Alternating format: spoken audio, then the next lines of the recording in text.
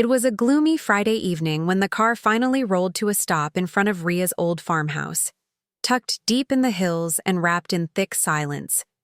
The road leading there had become muddy and slick, and the sky above was already covered in layers of dark, heavy clouds.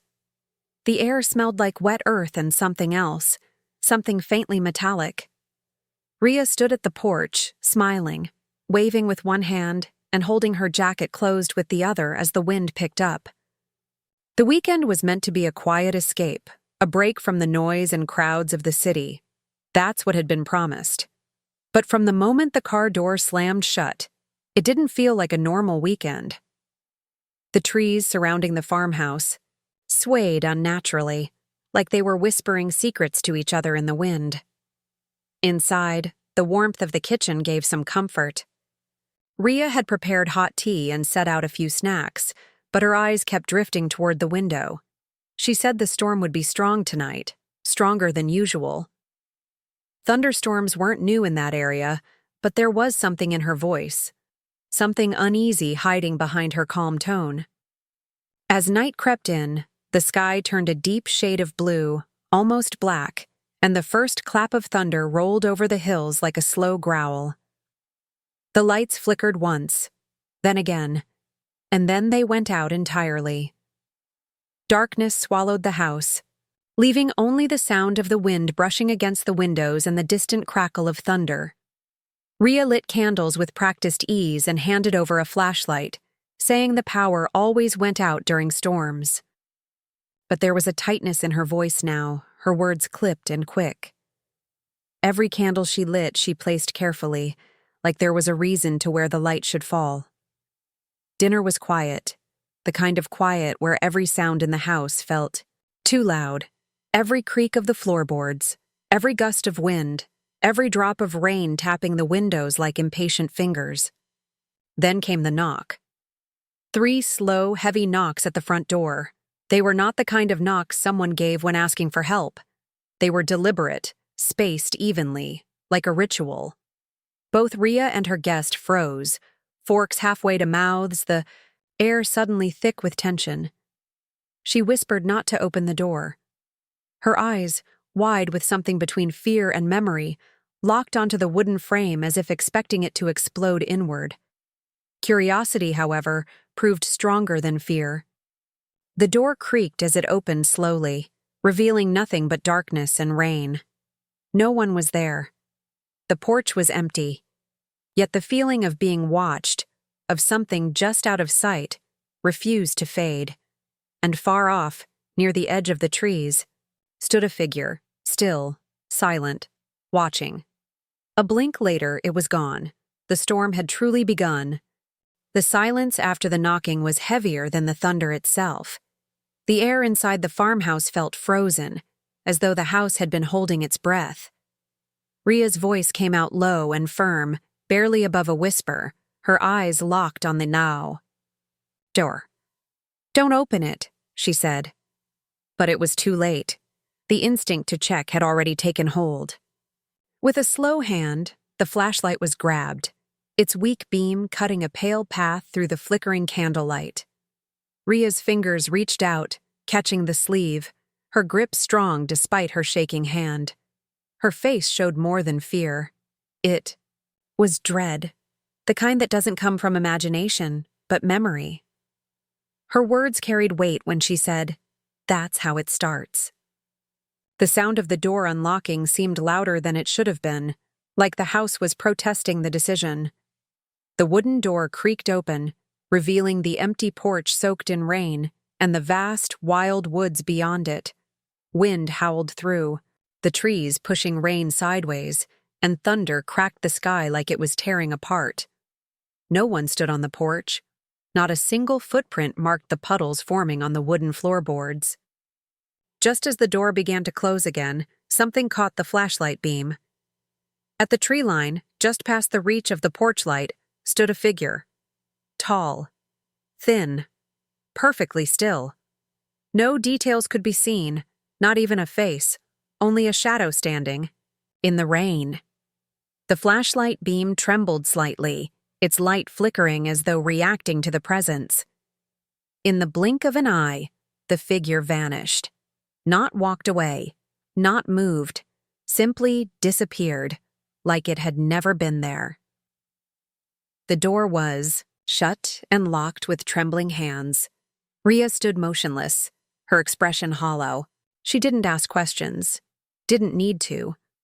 Her eyes said it all. She had seen the figure before. She began lighting more candles, her hands moving faster now. The flame wavered every time thunder shook the house. She moved through each room, locking windows again, though they were already secure.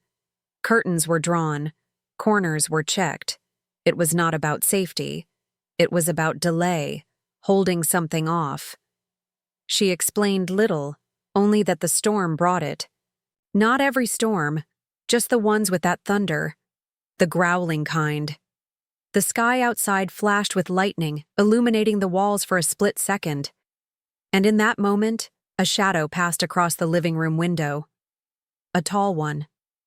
Rhea didn't look. She didn't want to know if it had returned. Somewhere deep inside the farmhouse, a wooden floorboard groaned. It wasn't the wind. And it wasn't the storm. Something else had stepped inside. But no doors had opened. No windows were broken. And yet, something was moving through the house, slow and steady, like it belonged there.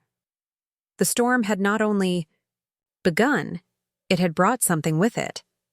Something that knocked 3 times and waited for someone to answer. Night deepened, and with it came a strange quietness that didn't feel natural. The thunder still rolled outside, and the rain lashed against the windows. But inside the farmhouse, the silence had a presence of its own. After checking every lock and pulling every curtain tight, Rhea finally sat down, her eyes glassy with old fear. She didn't speak much, just murmured that it had returned and that staying awake was the best option. Candles flickered across the room, casting long, dancing shadows that seemed to move even when no one did. Hours passed slowly, and eventually, exhaustion weighed too heavy. Despite the tension in the air, Rhea drifted into an uneasy sleep, leaving only one figure awake in the candlelit house. The wind howled louder now, like something angry circling outside, waiting for a way in. Then came the whisper. Soft at first. So soft it could have been mistaken for wind sneaking through a crack in the wall. But it wasn't the wind. It had weight, purpose, and direction. It came from right beside the ear, even though the room was empty.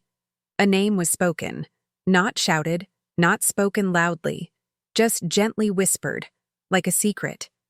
The body froze. No movement. No breath. Eyes wide open in the dark. Another whisper came, closer this time. The voice was wrong. It sounded human, but it was off, too perfect, too smooth, as if mimicking something it didn't fully understand. Trying not to panic, the figure on the couch stood and picked up the flashlight. The candles had burned lower, their light weaker than before. The beam from the flashlight cut through the dark, but the shadows didn't scatter like they should have. Instead, they lingered, heavy and thick. As the hallway was entered, a line of muddy footprints became visible, fresh and wet, leading from the front door and ending at the basement door. The prints were not made by boots or shoes. They were bare feet, long and thin, with strange spacing between the toes.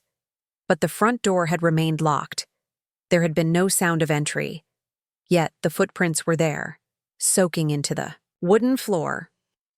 The basement door stood shut, silent, but something about it felt unnatural. It seemed taller than before, darker around the edges, like the storm had soaked into it. The handle was wet, even though the air inside was dry. Every instinct screamed to walk away, to ignore it, and pretend nothing had happened. But something about the whispers made it impossible to look away. A slow hand reached toward the handle, then paused. Behind the door, nothing could be heard, but the silence itself seemed alive. The footprints were a warning, not an invitation. And yet, the door creaked open slightly on its own, revealing nothing but darkness beyond the first few steps. The storm outside raged louder, but it felt like the true storm had now started within the house, creeping up from the basement with each whisper carried on the thunder's back. The basement stairs stretched into darkness like the throat of something waiting to swallow. Cold air rose from below, carrying a smell that didn't belong, wet soil mixed with rusted metal and something sour, like old breath trapped in a sealed room for years. The flashlight beam flickered, its battery weakening, but it managed to light up the first few steps. Rhea stirred in the other room, calling out softly, her voice barely reaching the hallway. She asked if something had moved. The answer didn't come. Instead, the basement door, left slightly open, creaked wider on its own, as though it was gently inviting someone in. The footprints had dried now, but their presence still clung to the floor. They didn't just go down the stairs. They vanished. Halfway, as if the one who made them stopped walking and began floating. A sound rose from the basement. Not loud, not obvious, but steady, like breathing, only deeper, heavier, and not human. Something paced below, its weight uneven, like it didn't understand how legs worked. Every few seconds the pacing stopped, followed by scratching, long, slow strokes against wood or stone. Rhea appeared behind, her face pale, her lips trembling. She whispered that it hadn't been seen in years, not since the last thunderstorm like this one. She remembered it well. The last time it had taken someone, a neighbor, a boy who came to fix the roof. No one believed her then, but his car was found abandoned by the gate, the keys still in the ignition. His phone had been discovered days later, shattered and buried under the basement floor. No one knew how it got there. The storm had hidden the truth, just like now. Rhea begged not to go down. Her voice cracked with panic, her eyes wide with memories she'd tried to bury. But the basement door wouldn't shut anymore. It stood wide, open, and from its mouth came the whispers again. Not just a name this time, but full sentences. Things only the mind could hear. Things that weren't possible to know. Thoughts, fears, regrets. Words that cut deep, spoken in voices that sounded like lost loved ones. The house groaned again, and one of the candles in the living room blew out, though there was no wind. Then another, and another. Until only a single candle remained, flickering like a heartbeat. Down in the basement, something began to climb the stairs. Slowly. One step at a time. No rush, no panic. Just confidence, like it had waited long enough and finally decided to come up instead. Rhea stepped back, pulling the other away, her voice stuck in her throat. The flashlight flickered again, and when it was aimed down the staircase, something was there. Not fully visible, just shapes. Fingers gripping the edge of the step. Long, thin fingers. The kind that didn't belong to anything human. The light died completely. The candle in the living room vanished in a puff. Darkness took the house. And then came the sound of the basement door creaking shut on its own, with something now on the other side. The farmhouse was swallowed by darkness. Every room stood in complete silence, but it was not peaceful. It was the kind of silence that presses against the chest, making it hard to breathe. No light remained, not from the flashlight, not from the candles, not even from the storm outside. It felt as if the very night had crept in through the cracks and taken hold of every corner. The basement door, now closed, stood like a wall between safety and whatever waited beneath. But safety was only an illusion. A soft tapping began, not loud or rushed, just a gentle, steady tap, like fingernails brushing against the wood. Then, the sound of something sniffing, long and deep inhales, as if the thing behind the door was trying to find its prey in the dark. The tapping moved. It was no longer at the door. It was in the kitchen now. Then the hallway. The thing didn't move like a man. Its footsteps were too light, too slow, and they echoed in a way that made the walls seem thinner. Rhea stood still, her hand pressed against the wall, counting her breaths. She didn't speak. Her lips moved in silent prayer. A trickle of sweat ran down her forehead, not from heat, but from the cold fear that now held her tightly. Her eyes stayed fixed on the hallway, where the sound of soft dragging now mixed with the footsteps. Something was being pulled. Maybe claws, maybe something worse. Then the air shifted, heavier, colder. The smell returned, the same mix of dampness and decay from the basement, but stronger now. It was close. Too close. In the pitch-black room, a whisper rose again, but this time it didn't speak names. It laughed. Not loud, not human, just a quiet rasp that sounded like dry leaves scratching against bone. It echoed inside the head, more than the room. A shape appeared near the doorway. Not seen clearly, but felt. Its presence undeniable. Rhea reached for something to hold, anything solid, but her hand found only the back of the couch. The air grew colder still. Every breath came out like fog. Then came a sudden knock, 3 slow, hard hits, this time from inside the house.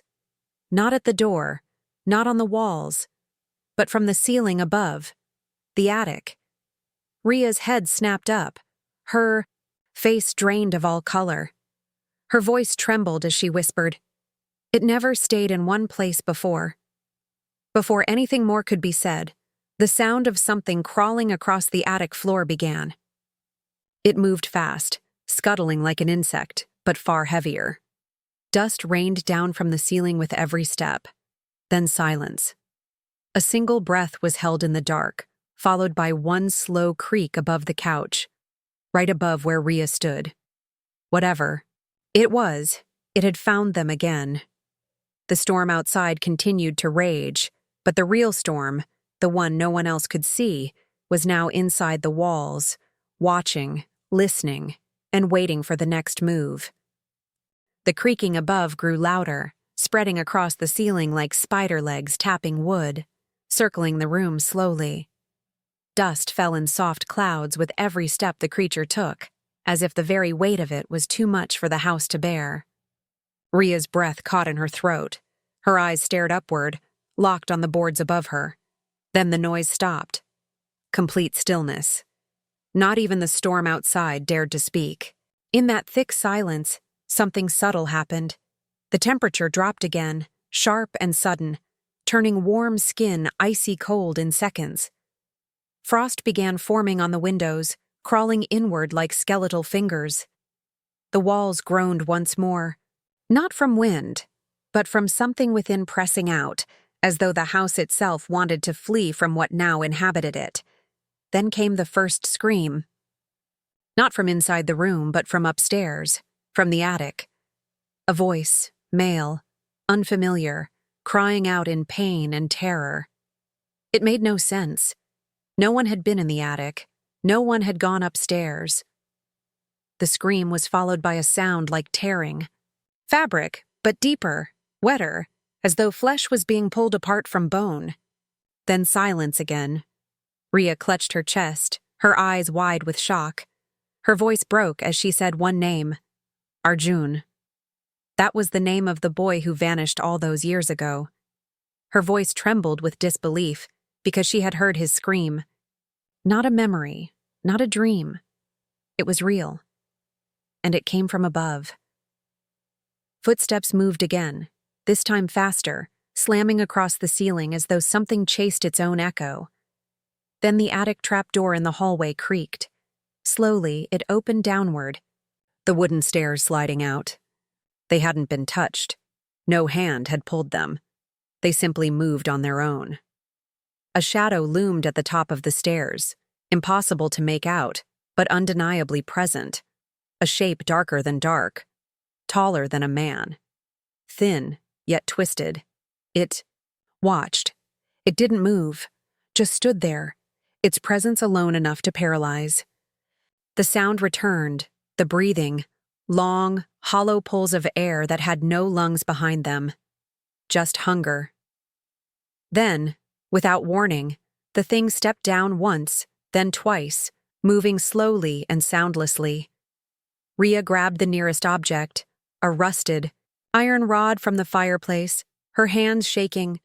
Her voice cracked as she called out a warning, though it was clear the creature needed none. It already knew where they were. The rod was raised in trembling hands as the shadow reached the bottom. Step. In the flicker of lightning from outside, a clearer glimpse came. A face, or what once was a face, stretched too wide. Hollow eyes, and a grin that didn't belong on anything born of this world. Rhea swung the rod with all the strength her fear allowed. It passed through the shadow, as if through smoke. No impact, no pain. Just laughter, low and cruel. As the thing stepped forward again, its eyes glowing faintly in the dark, drawing nearer with every heartbeat. The house had become a prison of shadows, every corner soaked in fear. The creature moved closer, silent and patient, its presence thick like smoke choking the room. Lightning flashed again, revealing its full form for just a moment, tall and twisted, bones jutting at odd angles under loose, dark skin, and eyes that burned with a pale blue light. It had no feet that touched the ground, only long legs that hovered slightly above the floor, gliding instead of walking. Its mouth opened slowly, impossibly wide, stretching with a grin that held no kindness, only hunger. Rhea stood frozen, the useless iron rod slipping from her trembling fingers and hitting the floor with a dull clank. She had seen it clearly. Now, and she knew deep in her soul, this was the same thing from years ago, the one that took Arjun, the one that haunted her dreams, the one she never stopped fearing. As it reached out, a strange thing happened. The wind howled louder, pushing against the walls, shaking windows with sudden fury. A loud crash echoed through the house as a tree branch slammed into the side, breaking a window wide open. Cold rain and thunder poured in, soaking the floor. For a split second, the creature paused, its head turned toward the storm, its mouth slowly closing. The wind carried a different sound this time, not just thunder, but a whisper. A voice, faint but clear. It spoke from the storm itself, Rhea's name. She stepped back, her mind racing. The whisper repeated, this time louder, and it was not the creature. It was familiar, comforting. It was Arjun. His voice came through. The storm, calling her, guiding her. The creature hissed, backing away slightly, as if the sound pained it. Rhea looked toward the broken window, where rain poured in and wind whipped through the curtains. With all the strength she had left, she ran. Past the shadow, past the cold, through the hallway that now seemed longer than ever. The thing lunged, shrieking, but the wind struck it like a wall, holding it back. Rhea reached the front door, flung it open, and rushed outside into the storm. Rain drenched her instantly, but she didn't care. She ran barefoot through the muddy yard, the cold biting her skin. Behind her, the creature let out a final scream, louder than thunder, sharp enough to pierce the night. But it didn't follow. It stayed in the house, its domain, trapped once, more as the storm roared louder and lightning split the sky in white-hot fury. Rhea fell to her knees, soaked and shivering, breathing hard. The farmhouse loomed behind her, still and silent. Then, as if the night had sighed in relief, the storm began to calm. The wind softened, the thunder faded, and in the distance, the faint sound of a boy's laughter echoed through the rain, soft, sad, and finally free. That old farmhouse still stands, empty, broken, and when the storms come, some say the lights flicker inside, and a shadow watches from the attic, waiting for someone to return, but no one ever does.